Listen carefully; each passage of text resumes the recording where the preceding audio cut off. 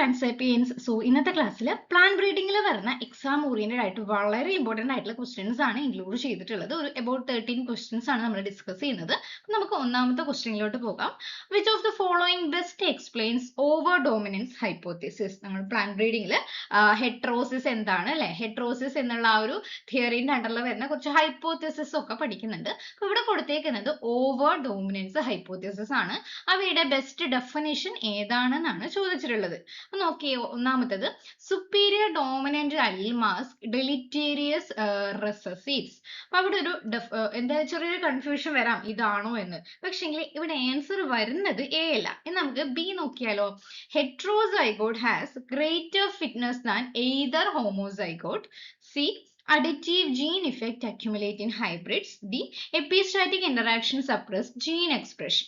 നമുക്ക് ഇവിടെ ഡി അല്ല എന്നറിയാം, കാരണം അവിടെ എപ്പിസ്റ്റാസിസ് ആണുള്ളത്. സി എന്ന് പറയുന്നത് അഡിറ്റീവ് ജീൻ ഇന്ററാക്ഷനുമായിട്ട് റിലേറ്റ് ചെയ്തിട്ടുള്ളതാണ്. അപ്പൊ നമുക്ക് സിയും ഡിയും ഒഴിവാക്കാം. ദെൻ എയും ബിയും ആണ് ബാക്കിയുള്ളത്. അപ്പൊ ഇവിടെ ചോദിച്ചിട്ടുള്ളത് ഓവർ ഡോമിനൻസ് ആണ്, അല്ലെങ്കിൽ ഹെട്രോസിസ് എന്ന് വെച്ചാൽ, അല്ലെങ്കിൽ ഹെട്രോസിസിൽ ഓവർ ഡോമിനൻസ് എന്ന് വെച്ചാൽ ഹെട്രോസിസ് ഇത്രയേ ഉള്ളൂ. നമ്മളൊരു ക്രോസ് ഒരു എന്താ ബ്രീഡിംഗ് നടത്തിയതിനു ശേഷം ഉണ്ടാകുന്ന F1 ജനറേഷനിലുള്ള ഓസ്പ്രിങ് എന്ന് പറയുന്നത് രണ്ട് പാരന്റിനേക്കാളും എക്സലന്റ് ആയിട്ടുള്ള ഓസ്പ്രിങ് ആയിരിക്കും നമുക്ക് കിട്ടുക. അതിനാണ് നമുക്ക് ഹെട്രോസിസ് എന്ന് പറയുന്നത്. അപ്പൊ ഈ ഹെട്രോസിസിൽ ഓവർ ഡോമിനൻസ് എന്ന് പറയുന്നത് ഇത്രയേ ഉള്ളൂ. ഹെട്രോസൈഗോട്ട് എന്നുള്ള ഒരു ടേം നിങ്ങൾ അവിടെ ഓർത്തു വെക്കണം. ഓക്കെ, ഓവർ ഡോമിനൻസ് എന്ന് പറയുമ്പോൾ ഹെട്രോസൈഗോട്ട് അഡ്വാൻറ്റേജ് ആണ്. അതായത് നമുക്കറിയാം ഹെട്രോസൈഗോട്ട് എന്ന് പറയുമ്പോൾ ഇപ്പോൾ ക്യാപിറ്റൽ എ സ്മോൾ എ എന്ന് പറയുന്ന ജീൻ ആണെങ്കിൽ ഹെട്രോസൈഗോട്ട് എന്ന് പറയുമ്പോൾ അത് ഏതാണ്? ക്യാപിറ്റൽ എ സ്മോൾ എ എന്ന് പറയുന്ന ജീനോ ടൈപ്പ് ആണ് ഹെട്രോസൈഗോട്ട് എന്ന് പറയുന്നത് അല്ലേ. അപ്പം ക്യാപിറ്റൽ എ എന്ന് പറയുന്നത് ഹോമോസൈഗോട്ട് ആണ്. സ്മോൾ എ എന്ന് പറയുന്നത് ഹോമോസൈഗോട്ട് ആണ്. ഈ രണ്ട് ഹോമോസൈഗസിനേക്കാളും ഗ്രേറ്റർ അഡ്വാൻറ്റേജ് ഉള്ളത് ഹെട്രോസൈഗോട്ടിനാണ് എന്നാണ് ഓവർ ഡോമിനൻസ് എന്ന് പറയുന്ന ഹെട്രോസിസിന്റെ അണ്ടറിൽ വരുന്ന തിയറിയിൽ പറയുന്നത്. അപ്പൊ ഒന്നാമത്തെ ഓപ്ഷൻ ഇവിടെ സുപ്പീരിയർ ഡോമിനന്റ് അലീൽ റെസസീവ് ആയിട്ടുള്ള ബേഡ് അലീൽസിനെ മാസ്ക് ചെയ്യും എന്നാണ് പറയുന്നത്. അത് കോമൺ ആയിട്ടുള്ള ഡോമിനന്റ് അലീൽ ഒരു ഡോമിനന്റ് ഹൈപ്പോത്തിസിസ് ആണ്. അവിടെ ഓവർ ഡോമിനൻസ് എന്നുള്ള ടേം അല്ല വരുന്നത്. ഇപ്പോൾ ആൻസർ വരിക ബി ആണ്, ഓർത്ത് വെക്കുക. ഓക്കെ, നമുക്ക് രണ്ടാമത്തെ ക്വസ്റ്റ്യൻ നോക്കാം. A breeder wants to transfer leaf rust resistance, okay, leaf rust resistance from a donor parent into an elite but susceptible wheat variety. After several backcross generation, the breeder observes that along with the resistance, some undesirable traits from the donor persist. അപ്പോൾ ഇവിടെ നടക്കുന്നത് ആ ഒരു plan ബ്രീഡിങ്ങിന്റെ സമയത്ത് നമുക്ക് രണ്ട് plan variety ഉണ്ട്. Okay, ആ ഒരു പ്ലാൻ വെറൈറ്റിയിൽ ഒന്നാമത്തെ എന്താണ്? ലീഫ് റസ്റ്റ് റെസിസ്റ്റന്റ് ആയിട്ടുള്ള ക്യാരക്ടർ കാണിക്കുന്നുണ്ട്. രണ്ടാമത്തതിൽ നല്ല ഈൽഡ് ഒക്കെ കിട്ടും, പക്ഷെങ്കിൽ അവ ഈ ഒരു റസ്റ്റ് റെസിസ്റ്റൻസ് ഇല്ല, സസെപ്റ്റബിൾ ആയിട്ടുള്ള ഒരു പ്ലാന്റ് ആണ്. നമുക്ക് എന്ത് ചെയ്യണം? ഈ റെസിസ്റ്റന്റ് ആയിട്ടുള്ള ക്യാരക്ടർ ഈ ഒരു പ്ലാന്റിലോട്ട് കൊണ്ടുവരണം. അവിടെ നമ്മൾ എന്ത് നടത്തുന്നു? പ്ലാൻ ബ്രീഡിംഗ് നടത്തുമല്ലോ. ആ ഒരു പ്ലാൻ ബ്രീഡിങ്ങിന്റെ സ്റ്റെപ്സ് ഒക്കെ ബേസ് ചെയ്തിട്ട് പ്ലാൻ ബ്രീഡിംഗ് നടത്തി നമുക്ക് ആ ഒരു കണ്ടീഷൻ, ഹോമോസൈഗസ് ആയിട്ടുള്ള കണ്ടീഷൻ കിട്ടുന്നത് വരെ നമ്മൾ ബാക്ക് ക്രോസ് ഒക്കെ ചെയ്യുന്നുണ്ട് അല്ലെ. പാരന്റുമായിട്ട്, റെസസീവ് ആയിട്ടുള്ള പാരന്റുമായിട്ട് ബാക്ക് ക്രോസ് ഒക്കെ ചെയ്ത് നമുക്ക് കിട്ടി, ആ ഒരു ക്യാരക്ടർ ഉള്ള ഒരു പ്ലാന്റ് കിട്ടി. പക്ഷെങ്കിൽ കിട്ടിയ ക്യാരക്ടർ കൂടാതെ അൺഡിസൈറബിൾ ആയിട്ടുള്ള, ഓൾറെഡി ഉള്ള അൺഡിസൈറബിൾ ആയിട്ടുള്ള ട്രീറ്റും കൂടി ആ ഒരു ഡോണറിലുള്ള അൺഡിസൈറബിൾ ആയിട്ടുള്ള ട്രീറ്റും കൂടി നമുക്ക് കിട്ടി. അത് നമുക്ക് ആവശ്യമുള്ള അല്ലെ. പക്ഷെ അതിന് കാരണം എന്താണ് എന്നാണ് ചോദിക്കുന്നത്. ഇവിടെ ഓപ്ഷൻ കൊടുത്തേക്കുന്നത് mutation during back crossing, linkage drag between resistance gene and undesirable trait, epistasis mask resistance, genetic drift. ഇവിടെ ആൻസർ ആയിട്ട് വരുന്നത് ലിങ്കേജ് ഡ്രാഗ് ആണ്. Okay, linkage drag between resistance gene and undesirable traits. അതായത് ഈ ഒരു ലിങ്കേജ് അവിടെ കൂടുതലാണെങ്കിൽ, ഒരു ടൈറ്റ് ലിങ്കേജ് ആണ് ഇവിടെ ഉള്ളത്, ആ ഒരു കേസിലുള്ളത്. ആ ഒരു ലീഫ് റസ്റ്റ് റെസിസ്റ്റൻസ് ജീനിന്റെ കൂടെ ടൈറ്റ്ലി ലിങ്ക്ഡ് ആയിട്ടായിരിക്കും ആ ഒരു അൺഡിസൈറബിൾ ആയിട്ടുള്ള ട്രീറ്റിനെ കൺട്രോൾ ചെയ്യുന്ന ജീനും ഉള്ളത്. ഓക്കെ, അപ്പൊ ലിങ്കേജ് കൂടുമ്പോൾ അവിടെ ആ ഒരു അൺഡിസൈറബിൾ ജീനും കൂടി നമ്മളുടെ ടാർഗറ്റ് ജീനിന്റെ കൂടെ ഒരുമിച്ച് വരാനുള്ള ചാൻസ് കൂടുതലാണ്. ഓക്കെ, വരും. ഓക്കെ, അവിടെ ലിങ്കേജ് ആകുമ്പോൾ അത് ഇൻഹെറിറ്റബിൾ ആയിട്ട് ഹെറിഡിറ്റി വഴി അങ്ങ് ഒരുമിച്ചായിരിക്കും പോകുന്നത്. ഓക്കെ, ആ ഒരു കാരണം കൊണ്ടാണ് ഇവിടെ ലിങ്കേജ് ഡ്രാഗ് ബിറ്റ്വീൻ റെസിസ്റ്റൻസ് എന്നുള്ള ഓപ്ഷൻ വന്നിട്ടുള്ളത്. കുറച്ചും കൂടി അഡ്വാൻസ്ഡ് ആയിട്ടുള്ള ഡീപ്പ് ലെവലിൽ ചിന്തിക്കുന്ന ഒരു ക്വസ്റ്റ്യൻ ആണ്. ഓക്കെ, Then third questionിലോട്ട് പോകാം. Which of the following variety was developed through mutation breeding? Developed through mutation breeding. താഴെ കൊടുത്തിരിക്കുന്നവയിൽ mutation breeding ആണ്. ആ mutation breeding വഴി ഡെവലപ്പ് ചെയ്തിട്ടുള്ള വെറൈറ്റി ഏതാണെന്നാണ് ചോദിക്കുന്നത്. ആൻസർ TAU1 ബ്ലാക്ക് ഗ്രാമിൽ ഉള്ള ഒരു വെറൈറ്റിയാണ്.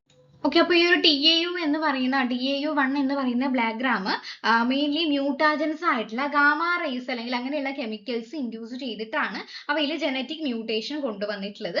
അങ്ങനെയാണ് ഈ ഒരു TAU എന്നുള്ള പ്ലാന്റ് വെറൈറ്റി ഉണ്ടാക്കിയിട്ടുള്ളത്. അപ്പൊ അങ്ങനെയുള്ള അല്ലെങ്കിൽ ഫസ്റ്റ് മ്യൂട്ടേഷൻ ബ്രീഡിംഗ് വഴി അല്ലെങ്കിൽ ഹൈബ്രിഡൈസേഷൻ വഴി ഉണ്ടാക്കിയിട്ടുള്ള പ്ലാന്റ് ഏതാണ്, അല്ലെങ്കിൽ താഴെ തന്നിരിക്കുന്നവയിൽ ഡ്വാർഫ് വീറ്റ് വെറൈറ്റി ഏതാണ് എന്നൊക്കെ ചോദിക്കുന്ന ചോദ്യങ്ങൾക്കും ഉത്തരങ്ങൾ നിങ്ങൾ കണ്ടുപിടിച്ച് പഠിച്ചു വെക്കുക കേട്ടോ.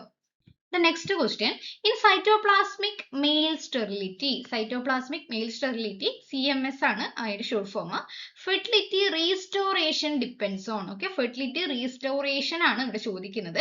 അപ്പൊ നമുക്കറിയാം cytoplasmic male sterility എന്ന് പറയുമ്പോൾ ന്യൂക്ലിയസ് അല്ലാതെ അല്ലെ മൈറ്റോകോൺഡ്രിയ അതായത് സൈറ്റോപ്ലാസത്തിലുള്ള ന്യൂക്ലിയസ് കണ്ടെയ്ൻ ചെയ്തിട്ടുള്ള ആൾക്കാരാണ് മൈറ്റോകോൺഡ്രിയക്ക് അവയുടെ ഓൺ ജീനോം ഉണ്ട് അല്ലെ.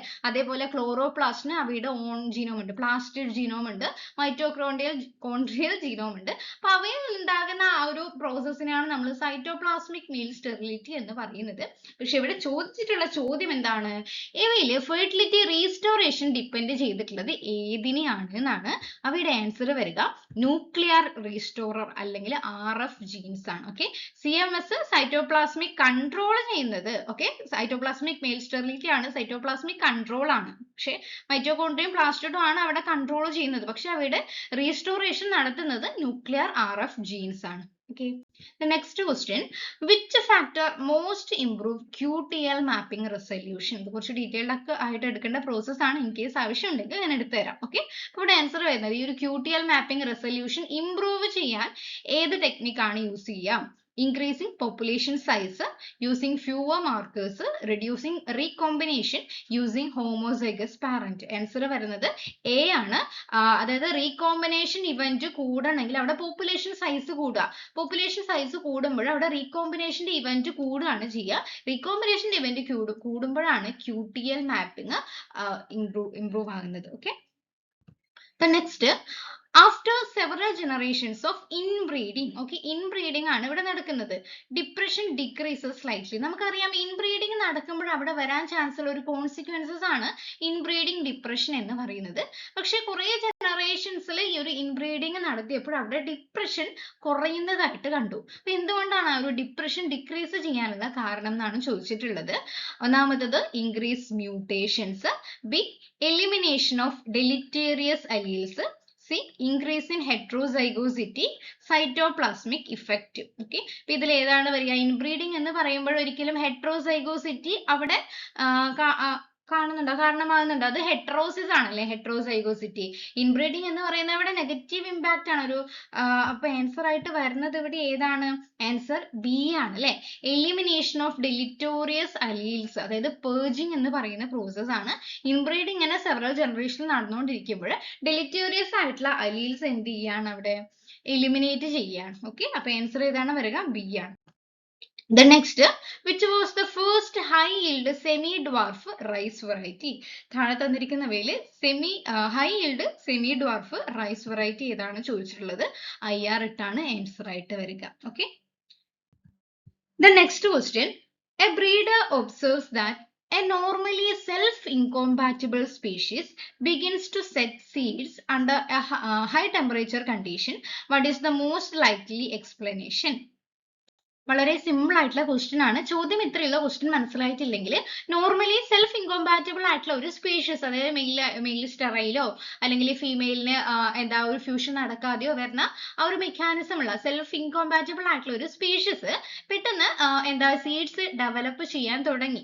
ഹൈ ടെമ്പറേച്ചർ കണ്ടീഷൻ വന്നപ്പോൾ സെൽഫ് ഇൻകോമ്പാറ്റബിലിറ്റി എന്ന് പറയുന്നത് നഷ്ടപ്പെട്ടു, അതില്ലാതായി. അതിന്റെ കാരണം എന്താണെന്നാണ് ചോദിച്ചിട്ടുള്ളത്. വളരെ സിമ്പിൾ ആണ്, ഓപ്ഷൻ നോക്കിയാൽ മനസ്സിലാകും.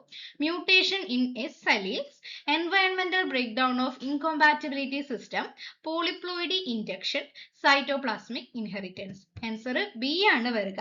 കാരണം ഹൈ ടെമ്പറേച്ചർ എന്ന് പറയുമ്പോൾ സെൽഫ് ഇൻകോമ്പാറ്റിബിലിറ്റി മെക്കാനിസത്തെ ഡിസ്റപ്റ്റ് ചെയ്തിട്ട് സെൽഫ് പോളിനേഷനെയും അതുവഴി സീഡ് സെറ്റ്, ആ ഒരു നോർമൽ ഇൻകോമ്പാറ്റിബിൾ സ്പീഷീസിൽ സീഡ് സെറ്റിനും കാരണമാകുന്നുണ്ട്. Okay. And next, a breeder uses ethyl methane sulfonate, ഒരു മ്യൂട്ടാജൻ ആണല്ലേ, on seeds and observe a high frequency of point mutation, but very few chromosomal aberrations. Why? Point mutationന്റെ frequency കൂടുതലാണ് നമ്മൾ ഒരു മ്യൂട്ടാജനുമായിട്ട് treat ചെയ്തപ്പോൾ, പക്ഷേ ക്രോമസോമൽ അബറേഷൻ വളരെ കുറവാണ്. അത് എന്തുകൊണ്ടാണെന്നാണ് ചോദിച്ചിട്ടുള്ളത്.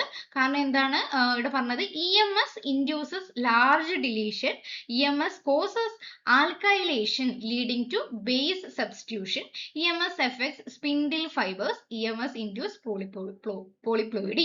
അപ്പോൾ നമുക്കറിയാം ഈ ഒരു EMS എന്ന് പറയുന്നത് ഒരു ആൽക്കൈലേറ്റിംഗ് ഏജന്റ് ആണ് അല്ലേ. ആ ഒരു മ്യൂട്ടാജൻ എന്ന് പറയുന്നത് മെയിൻലി പോയിന്റ് മ്യൂട്ടേഷൻ ആണ് കാരണമാകുന്നത്. ആൽക്കൈലേഷൻ നടന്നിട്ട് ബേസ് സബ്സ്റ്റിറ്റ്യൂഷൻ മാത്രം, അത് ATGC ആ ഒരു ബേസ് സബ്സ്റ്റിറ്റ്യൂഷൻ മാത്രമേ ഈ ഒരു EMS കാരണമാകുന്നുള്ളൂ എന്ന് ഓർത്ത് വെക്കുക. Okay. Next, the development of triticale is a major achievement because it combines, ഒരു പ്ലാന്റ് ബ്രീഡിംഗിലുള്ള ഒരു ഇമ്പോർട്ടന്റ് ആയിട്ടുള്ള ആസ്പെക്ട് ആണ് ട്രിറ്റിക്കൈൽ എന്ന് പറയുന്നത്. ആ ഒരു ട്രിറ്റിക്കൈൽ എന്ന് പറയുന്നത് ഏത് രണ്ട് ക്യാരക്ടേഴ്സ് കമ്പൈൻ ചെയ്തിട്ടാണ് അച്ചീവ് ചെയ്തിട്ടുള്ളത് എന്നാണ് ചോദിക്കുന്നത്. high yield and oil content, disease resistance and nitrogen fixation, wheat quality and ray hardness, early maturity and dwarfness. Answer വരുന്നത് C ആണ്. Okay, wheat quality and ray hardness.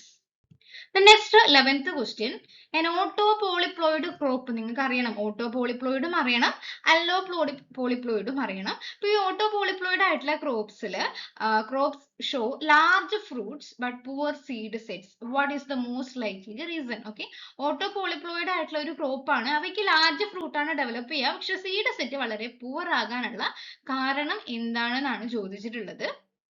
ഓട്ടോപോളിപ്ലോയിഡ് എന്ന് പറയുമ്പോൾ എന്തായിരുന്നു, അവിടെ സെറ്റ് ഓഫ് ക്രോമസോംസിലാണ് ചേഞ്ച് ഉണ്ടാവുന്നത് അല്ലേ. അതായത് multiple set of chromosomes same സ്പീഷീസിൽ തന്നെയാണ്. നേരെ തിരിച്ച് അല്ലോപോളിപ്ലോയിഡ് ആണെങ്കിലോ ഡിഫറെന്റ് സ്പീഷീസിൽ നിന്നുള്ള മൾട്ടിപ്പിൾ സെറ്റ്സ് ആണ്. അതായത് രണ്ട് സ്പീഷീസിന്റെ ഹൈബ്രിഡ് ആണ് അല്ലോപോളിപ്ലോയിഡ്. അപ്പോൾ ഇവിടെ ഓട്ടോപോളിപ്ലോയിഡ് ആണ് ചോദിച്ചിട്ടുള്ളത്. അപ്പോൾ ഇവിടെ ആൻസർ ഏതാണ് വരിക, recombination increased, multivalent formation causing irregular meiosis, loss of heterozygosity, mutation, load. വളരെ സിമ്പിൾ ആണല്ലേ. ഓട്ടോപോളിപ്ലോയിഡ് എന്ന് പറയുമ്പോൾ അവിടെ multivalent formation causing irregular meiosis ആണ്. ഓക്കെ, അവിടെ മൾട്ടി വാലന്റ് ആയിട്ടുള്ള കണ്ടീഷൻ ആണ് വരിക. ടെട്രാപ്ലോയിഡ് ഒക്കെ ആ ഒരു 3n 4n ആ ഒരു കണ്ടീഷൻ അല്ലേ വരുന്നത്. അപ്പൊ അവിടെ മൾട്ടി വാലന്റ് ഫോർമേഷൻ ആണ് കാരണമാകുന്നത്. Next question, a cross-pollinated crop shows a sharp decline in vigor after several generations of selfing. What is the most appropriate genetic explanation? Cross pollinate ചെയ്തിട്ടുള്ള ഒരു ക്രോപ്പ് ആണ്, പക്ഷെ ആ ഒരു സെൽഫിങ് നടത്തിയതിനു ശേഷം ഒരു വിഗറിൽ അവിടെ ഡിക്ലൈൻ ഉണ്ടായി, കുറവുണ്ടായി. അതിന് കാരണം എന്താണ്?